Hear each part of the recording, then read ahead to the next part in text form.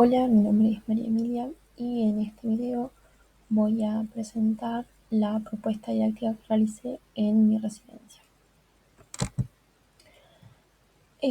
la cual se desarrolló en el Colegio Manuel Belgrano en cuarto año, en un curso bastante numeroso, sin embargo, en el cual asistían regularmente entre 14 y 17 alumnos.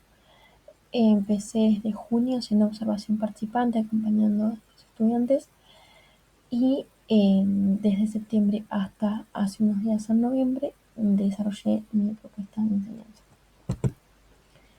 A mí me tocó abordar el teorema de Pitágoras, luego las razones trigonométricas, y por eso los objetivos que había planteado eran los siguientes: comprender el teorema de Pitágoras y extender su uso a diferentes situaciones que lo requieran, reconocer las razones trigonométricas apelando a la proporcionalidad entre triángulos y rectángulos, y aplicarlas en distintos contextos.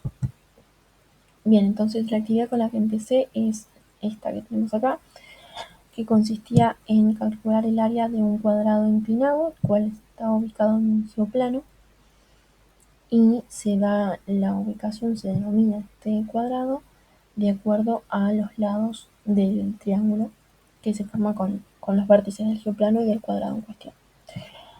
No se les da ninguna otra información y solo con eso debían calcular el área. Entonces, algunas resoluciones consistieron en aproximar el área según los cuadraditos que pueden contar o según los puntos del borde del cuadrado. Por eso, bueno, acá hay una de las resoluciones. También se confundían perímetro y área. En este caso, por ejemplo, se suman los lados de manera aproximada. Por esto es que decidí después incorporar un geoplano grande en el pizarrón para poder guiar desde el pizarrón con un geoplano.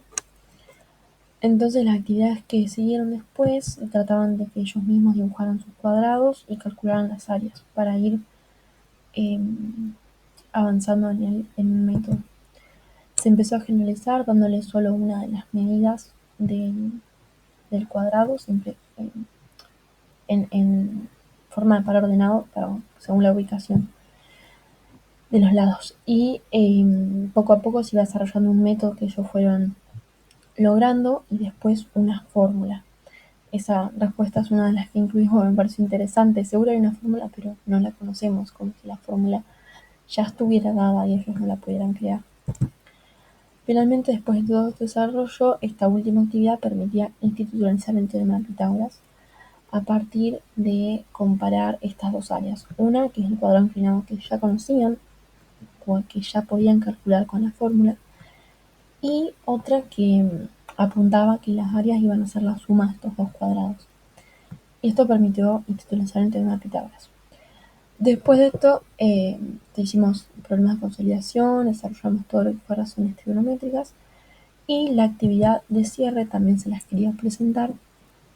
En la actividad de cierre yo proponía que ellos construyeran una pista de bolitas. Para eso tenían ciertas condiciones que debían cumplir, entonces tenían que analizar las condiciones, calcular todas las medidas necesarias, luego pensar sobre lo que habían hecho y escribir un instructivo para explicar lo que habían hecho, argumentando con los conceptos matemáticos.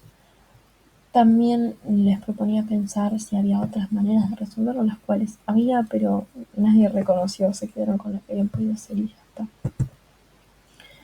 Entonces, bueno, mi propósito había sido integrar todos los saberes en una actividad práctica que vayan más allá de la aplicación de fórmulas, que tuvieran que identificar los datos dados en un texto. Era un trabajo bastante complejo que integraba muchísimas cosas. En los instructivos se vio cierta complejidad, tanto en los cálculos como en los instructivos. Algunos estuvieron muy bien, otros eh, tuvieron, eh, les costó más establecer sus ideas. Finalmente, estas son algunas de las rampas que pudieron eh, desarrollar, que pudieron construir. Y bueno, unas fotos del trabajo que se hizo en el patio y en 2 clases por el tiempo que había llevado. Gracias.